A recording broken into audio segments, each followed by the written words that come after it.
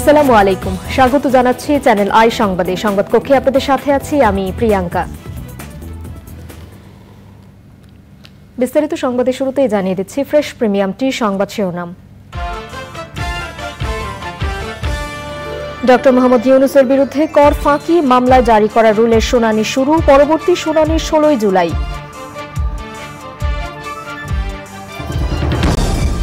Dhaka elevated এক্সপ্রেসওয়ের share হস্তান্তর বিষয়ে appeal বিভাগের স্থিতাবস্থা, আপাতত বন্ধ থাকছে নির্মাণ কাজ।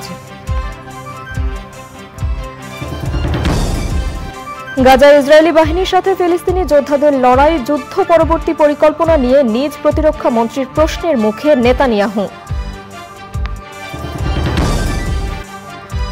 বাংলায় জাগি ভরপুর স্লোগানে ইস্পাহানি মির্জাপুর বাংলাবিদের ৬ষ্ঠ পর্বের নিবন্ধন শুরু, অংশ নিতে পারবেন পশ্চিমবঙ্গের প্রতিযোগীরাও। এবং উদ্ভিদ ও প্রাণীর আশ্রয়ের পাশাপাশি বনজ সম্পদের যোগান দিচ্ছে দেশের বনাঞ্চল, ছোট দেশেও বৈচিত্র্যময় বনভূমি।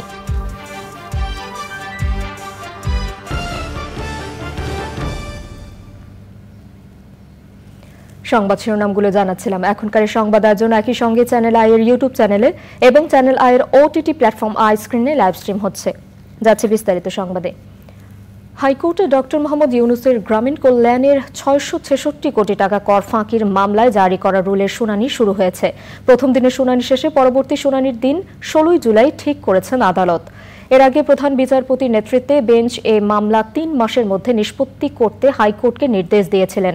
গত বছরের 25 জুলাই সর্বোচ্চ আদালতের নির্দেশে কোষাগারে বকেয়া দান কর বাবদ 12,46,72,000 টাকা জমা দেন এই নোবেলজয়ী। সাউথ ইস্ট ব্যাংকে পে অর্ডারের মাধ্যমে এই অর্থ পরিশোধ করেন তিনি। সবশেষ রোববার 2011 থেকে 2013 অর্থ বছরের কর বাবদ আরও 54 কোটি টাকা রাষ্ট্রীয় কোষাগারে জমা দেন তিনি।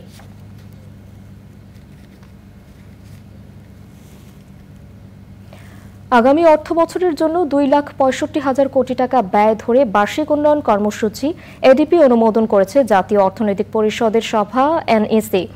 এর মধ্যে অভ্যন্তরীণ উৎস থেকে পাওয়া যাবে 1,65,000 কোটি আর বিদেশি ঋণ ধরা হয়েছে 1 লাখ কোটি টাকা।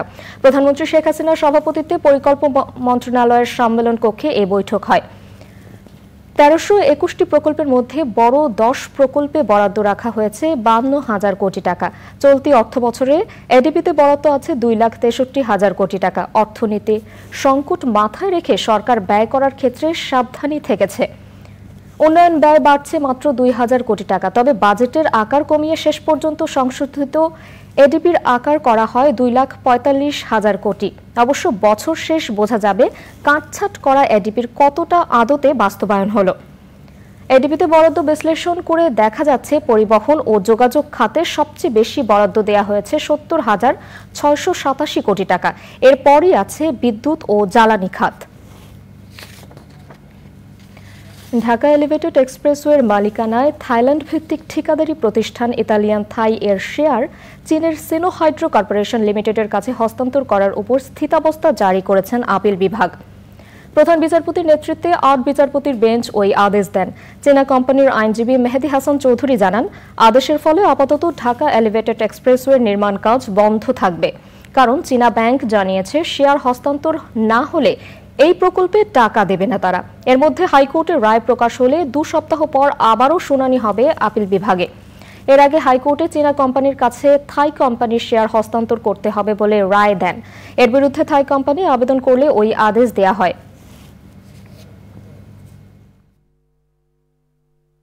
অ্যাপ্লিকেশন দেয় যে শেয়ার ট্রান্সফার যাতে সাথে ইস্টারসও থাকে। সাবসিকুয়েন্টলি হাইকোর্ট ডিভিশন সম্পূর্ণ মামলাটা শুনে মামলাটা ম্যান্ডেটেবল না বলে মামলাটা রুল ডিসচার্জ করে দেয়। তার এগেইনস্টে ওনার এখন হাইকোর্টে আছে এবং ব্যাংক এসে ব্যাংকের লয়ার বলেছে ওনাদের ইনস্ট্রাকশন শেয়ার ট্রান্সফার না হলে অ্যাজ পার দ্য কন্ট্রাক্ট ওরা ফার্দার ফাইন্যান্স করবে না।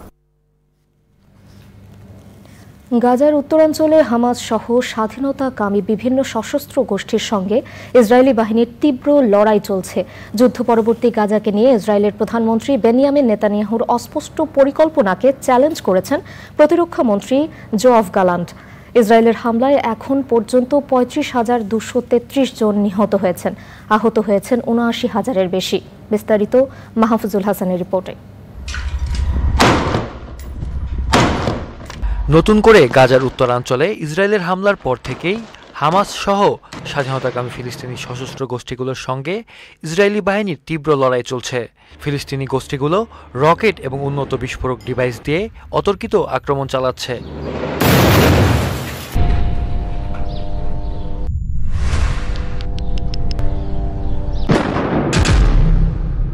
ইন্টারন্যাশনাল রেস্কিউ কমিটি আইআরসি জানিয়েছে, দক্ষিণ গাজার রাফা শহরে ইসরায়েলি বাহিনীর স্থল অভিযানের কারণে খাদ্য এবং পানির সংকট তীব্র হয়ে উঠেছে। সেখানে পর্যাপ্ত স্যানিটেশনের অভাবও দেখা দিয়েছে।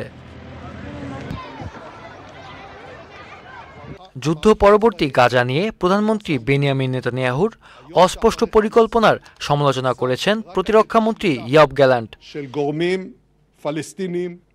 ফলে ইসরায়েলের যুদ্ধকালীন মন্ত্রিসভার মধ্যে যে বড় ধরনের ফাটল ধরেছে তা আর গোপন রইল না। ইসরায়েলের নির্বিচার হামলার মধ্যেই যুদ্ধ পরবর্তী গাজা কেমন হবে তা নিয়ে ভাবতে শুরু করেছেন আরব দেশগুলোর নেতারা। যুদ্ধের পর গাজা পুনর্গঠনে সহায়তার ক্ষেত্রে তাদের প্রধান শর্ত ফিলিস্তিনকে রাষ্ট্রের স্বীকৃতি। ফিলিস্তিন রাষ্ট্রের স্বীকৃতি আদায়ের এই তৎপরতায় নেতৃত্ব দিচ্ছে সংযুক্ত আরব আমিরাত, সৌদি আরব, কাতার, জর্ডান ও মিশর। চলতি মাসে ফিলিস্তিনকে রাষ্ট্র হিসেবে স্বীকৃতি দেবে আয়ারল্যান্ড। এর আগে মার্চে স্পেন, আয়ারল্যান্ড, স্লোভেনিয়া ও মাল্টা যৌথ বিবৃতিতে জানায় ফিলিস্তিনকে স্বীকৃতি দিতে তার প্রস্তুত। সাম্প্রতিক আন্তর্জাতিক চাপের মধ্যেও ইসরায়েলকে অস্ত্র দিয়ে সহায়তা করে যাচ্ছে যুক্তরাষ্ট্র। এ পরিস্থিতিতে প্রতিবাদ জানিয়ে পদত্যাগ করেছেন মার্কিন প্রেসিডেন্ট জো বাইডেন প্রশাসনের আরেক কর্মকর্তা লিলি গ্রিনবার্গ কল। গাজা নিয়ে মতবিরোধের জেরে প্রকাশ্যেই পদত্যাগের ঘোষণা দেন তিনি। Mahfuzul Hasan, channel I. বৈচিত্র্যময় বনভূমির দেশ বাংলাদেশ। এই বনগুলো প্রাকৃতিক সম্পদ ও জীববৈচিত্র্যের অমূল্য ভাণ্ডার। উদ্ভিদ ও প্রাণীর আশ্রয়ের পাশাপাশি বনজ সম্পদের যোগান দিচ্ছে এসব বন। বন ও বনজ সম্পদের উপর নির্ভর করেই বেঁচে আছে দেশের লাখো কোটি মানুষ। ছোট দেশ হওয়ার পরও বনের এমন বৈচিত্র্য পৃথিবীর খুব কম দেশেই আছে। বনভূমি বাংলাদেশকে সবুজে সবুজে ভরে তুলেছে। টেকসই বন ব্যবস্থাপনা নিয়ে দেখুন সাবরিনা হাসানের ডেস্ক রিপোর্ট।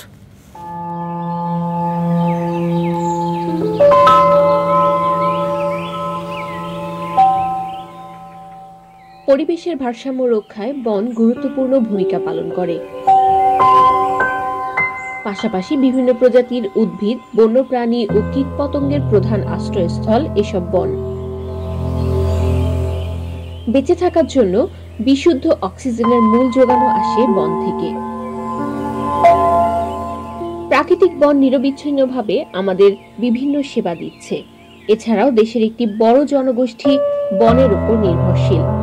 বাংলাদেশে মূলত 4 ধরনের বনভূমি আছে: চিরসবুজ বন, মিশ্র চিরসবুজ বন, পত্রঝরা বন ও ম্যানগ্রোভ বন। এসব বন থেকে খাদ্য, জ্বালানি, ঔষধ, কাঠ, মধু সহ বিভিন্ন বনজ সম্পদ সংগ্রহ করে জীবিকা ধারণ করছে অসংখ্য মানুষ। তবে মানুষের অতিরিক্ত চাহিদা মেটাতে বনভূমির উপর চাপ বাড়ছে। এতে একদিকে যেমন বনের পরিবেশ নষ্ট হচ্ছে, অন্যদিকে ক্ষতিগ্রস্ত হচ্ছে জীববৈচিত্র্য।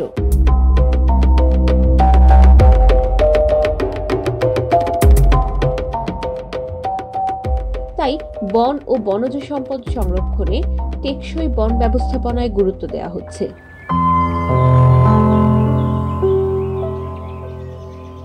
আধুনিক প্রযুক্তি ব্যবহারের পাশাপাশি স্থানীয় জনগোষ্ঠীকে বন ব্যবস্থাপনায় যুক্ত করা হচ্ছে। টেকসই বন ব্যবস্থাপনার মাধ্যমে বর্তমান এবং ভবিষ্যৎ প্রজন্মের জন্য সব ধরনের বনের অর্থনৈতিক, সামাজিক ও পরিবেশগত মান নিশ্চিত করা সম্ভব।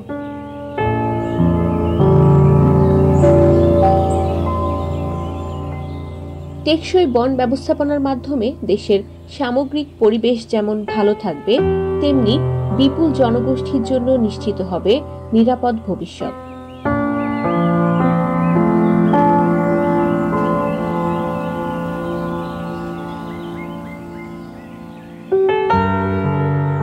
সাবরিনা হাসান, প্রকৃতি ও জীবন ডেস্ক, চ্যানেল আই।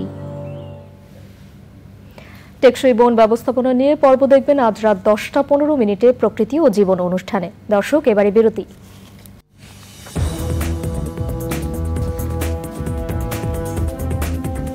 ফিরে এলাম বিরতির পর। দ্বাদশ জাতীয় সংসদ নির্বাচন নিয়ে বাংলাদেশ ও যুক্তরাষ্ট্রের মধ্যে সৃষ্টি হওয়া আস্থার সংকট দূর করতে চায় যুক্তরাষ্ট্র। পররাষ্ট্র সচিবের সঙ্গে বৈঠক আর পররাষ্ট্রমন্ত্রীর সঙ্গে সৌজন্য সাক্ষাৎ শেষে একথা জানিয়ে সফররত মার্কিন সহকারী পররাষ্ট্রমন্ত্রী ডোনাল্ড লু বলেছেন, গত দুদিন ধরে সেই চেষ্টা করছেন তিনি। পররাষ্ট্রমন্ত্রী হাসান মাহমুদ বলেন, যুক্তরাষ্ট্রের মতো বাংলাদেশও সম্পর্কের উন্নয়ন চায়। পান্থু রহমান জানাচ্ছেন।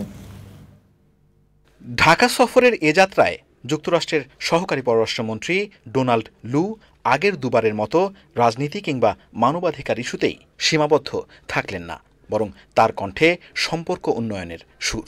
সফরে পররাষ্ট্র সচিব মাসুদ বিন মোমেনের সঙ্গে দ্বিপাক্ষিক বৈঠক ছাড়াও বন, পরিবেশ ও জলবায়ু মন্ত্রী সাবের হোসেন চৌধুরী এবং পররাষ্ট্রমন্ত্রী হাসান মাহমুদের সঙ্গে সৌজন্য সাক্ষাৎ শেষে লু বলে গেলেন, দুই দেশের মধ্যে আস্থার সম্পর্ক মেরামত করতে চায় তারা। I visited Bangladesh these last 2 days in order to try to rebuild the trust between our peoples. Donald লুর ঢাকা সফর নিয়ে রাজনৈতিক মহলে জল্পনা থাকলেও শেষ পর্যন্ত রাজনীতি বিষয়টি উজ্জ্বল থাকল। কূটনৈতিক বিশ্লেষক বলছেন, সফরে সংকট মেটানোর ইঙ্গিত আছে। এটাকে সমাধানের মৌলিক দায়িত্বটা আমাদের হাতে, তাদের হাতে না। আমরা যদি সে আস্থার সংকট কাটাবার জন্যে ব্যবস্থাপনার পরিবর্তন করে আমরা সেখানে এগিয়ে যেতে পারি, তাহলে এই আস্থার সংকট আর থাকবে না। কিন্তু যদি সেটা না করি, তাহলে আস্থার সংকটটা থাকবে, কখনো কখনো এটা হয়তো সামনে আসবে, কখনো সেটা সামনে আসবে। তবে কি দ্বাদশ জাতীয় সংসদ নির্বাচন নিয়ে ওজোর আপত্তি ছাড়ল যুক্তরাষ্ট্র? এই প্রশ্নের সরল উত্তর খুঁজে পেলেন না এই বিশেষজ্ঞ। আসলে অভ্যন্তরীণ রাজনৈতিক বিষয়গুলো তো অভ্যন্তরীণ ব্যবস্থার মধ্যেই সমাধান খুঁজতে হবে। এখন এই সমাধান খুঁজতে গিয়ে কখনো কখনো কোনো বৈশ্বিক শক্তির সাথে সাযুজ্য হয়তো তৈরি হতে পারে, কিন্তু এর প্রধান নিয়ামক অভ্যন্তরীণভাবে হতে হবে। বাইরে থেকে এসে তো পরিবর্তন করা যায় না এবং সেটা টেকসই হয় না। তো কাজেই এখানে আমার মনে হয় আমরা বাস্তব বা বস্তুনিষ্ঠ হওয়াটাই বোধহয় আমাদের জন্য ভালো। যুক্তরাষ্ট্রে বাংলাদেশের সাবেক এই রাষ্ট্রদূত মনে করেন, বাংলাদেশের স্বার্থেই কর ব্যবস্থাপনা ঢেলে সাজানোর পরামর্শ দিয়েছেন Donald Lu. Panthu Rahman, channel I, Dhaka. বাংলায় জাগি ভরপুর স্লোগানে বাংলা ভাষা নিয়ে প্রতিযোগিতামূলক টেলিভিশন অনুষ্ঠান ইস্পাহানি মির্জাপুর বাংলাবিদের ৬ষ্ঠ পর্ব শুরু হতে যাচ্ছে।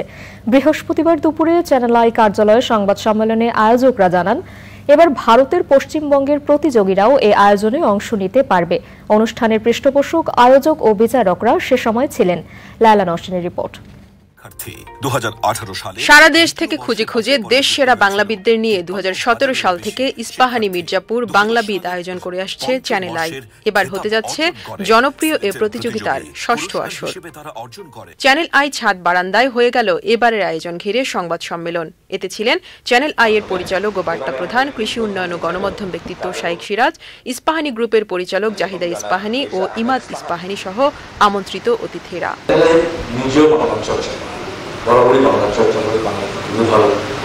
বাংলার যত ধরনের উৎসব আয়োজন আছে সবগুলোকে আমরা শুধু তুলে ধরি, একটি টেলিভিশন চ্যানেল যত নতুনত্ব দেখাতে পারবে বিষয়টি সেরকম নয়।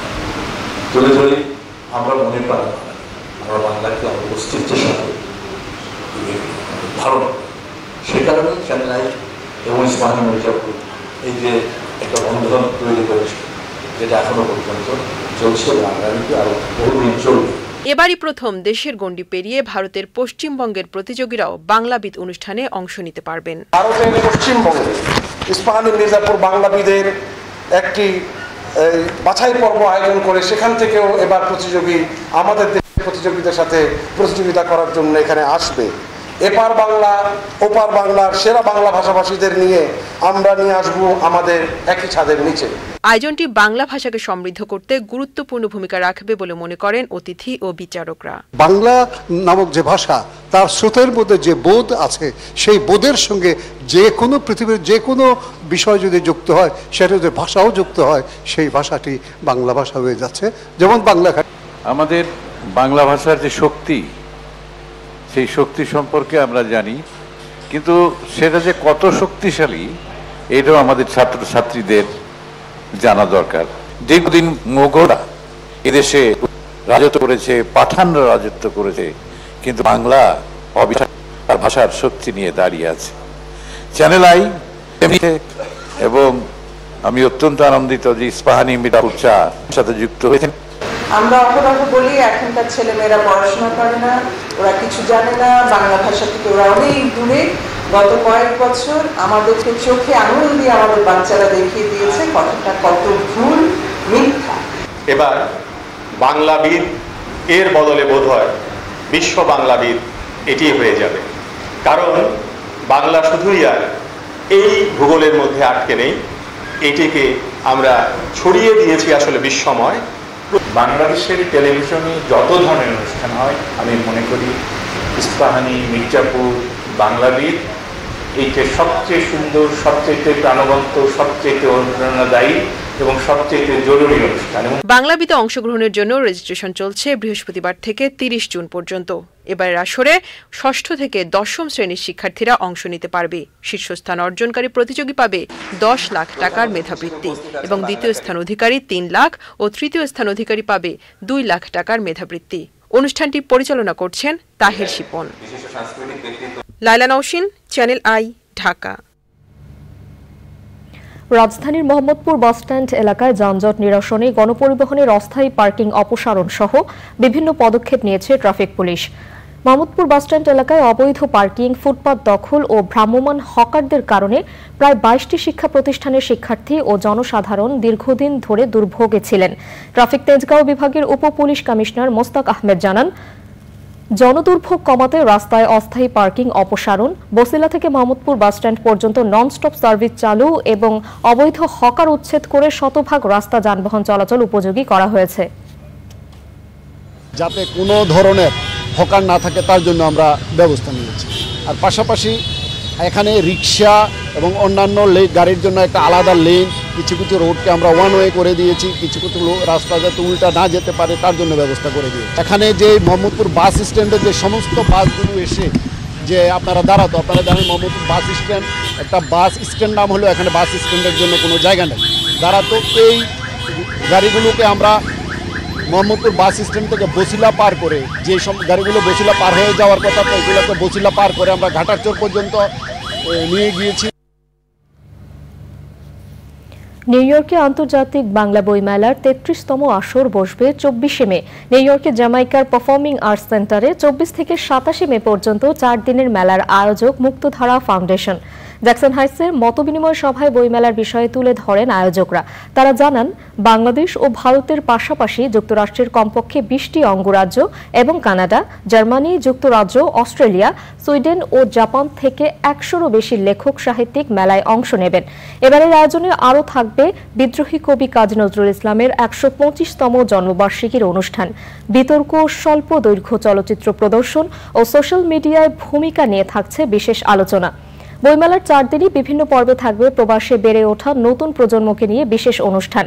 এবারে নিউ ইয়র্ক বাংলা বইমেলায় পাঠকদের জন্য প্রায় 10,000 নতুন বই থাকবে। মতবিনিময় সভায় ছিলেন বইমেলার চেয়ারপারসন বীর মুক্তিযোদ্ধা ডক্টর নুরুন নবী, আহ্বায়ক সাংবাদিক ও লেখক হাসান ফেরদৌস, সিইও বিশ্বজিৎ সাহা, উপদেষ্টা ফেরদৌস সাজেইদিন, উপদেষ্টা গোলাম ফারুক ভূঁইয়া, সৌদ চৌধুরী এবং অন্যরা। এবারে নিটোল টাটা কৃষি সংবাদ।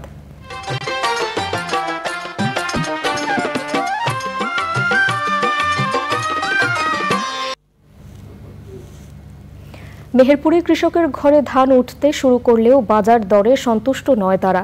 বৃধান 74 ও বঙ্গবন্ধু 100 জাতের নতুন ধানে চাষিদের কাঙ্ক্ষিত আশা পূরণ হলেও দাম নিয়ে হতাশা রয়েছে। বৈরী আবহাওয়ায় এবার ধান আবাদে দ্বিগুণের বেশি খরচ হয়েছে। প্রতিমণ ধানের দাম 1400 থেকে 1500 টাকা করার দাবি জানিয়েছেন কৃষক। এবারে প্রকৃতি সংবাদ।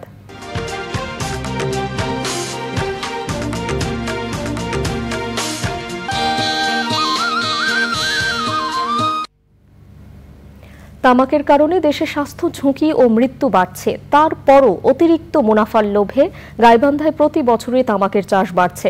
তামাক চাষ ও প্রক্রিয়াকরণে কোনো সুরক্ষা ব্যবস্থা নেই। উন্মুক্ত স্থানে তামাকের ছড়াছড়িতে বাড়ছে বায়ু দূষণ, যার মারাত্মক প্রভাব পড়ছে পরিবেশে।